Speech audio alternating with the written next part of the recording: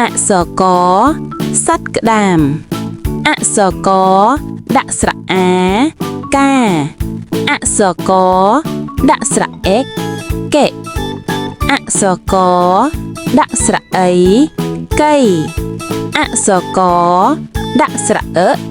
កអក្សរកដាក់ស្រៈអ៊ឺគឺអក្សរកដាក់ស្រៈអកអក្សរកដាក់ស្រៈអ៊ូគូអក្សរកដាក់ស្រៈអ៊ូគួ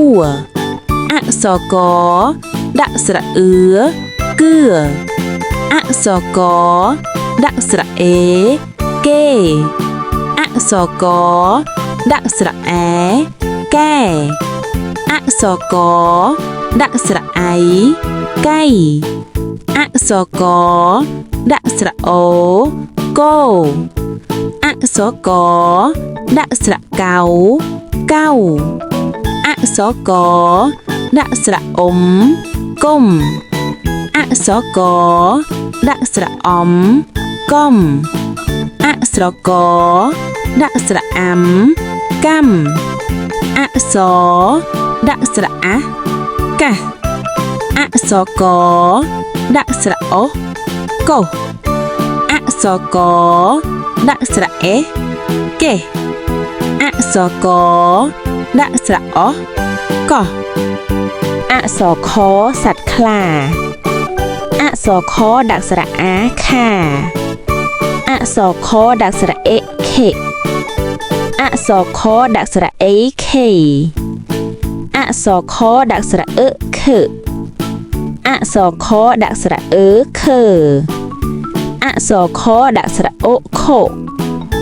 អក្សរខដាក់ស្រៈអូខូអក្សរខដាក់ស្រៈអ៊ូខួអក្សរខដាក់ស្រៈអាខាអក្សរខដាក់ស្រៈអឺខឺអក្សរខដាក់ស្រៈអៀខៀអក្សរខដាក់ស្រៈអេខេអក្សរខដាក់ស្រៈអេខេ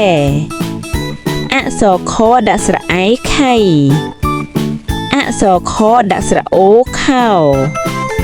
អក្សរខដាក់ស្រៈអោខោអក្សរខដាក់ស្រៈអ៊ំខុំអក្សរខដាក់សម្រាប់ខំអក្សរខដាក់ស្រៈអាំខំអក្សរខដាក់ស្រៈអខៈអក្សរខដាក់ស្រៈអុខុអក្សរខដាក់សម្រាប់ខេអក្សរខដាក់ស្រៈអោះខ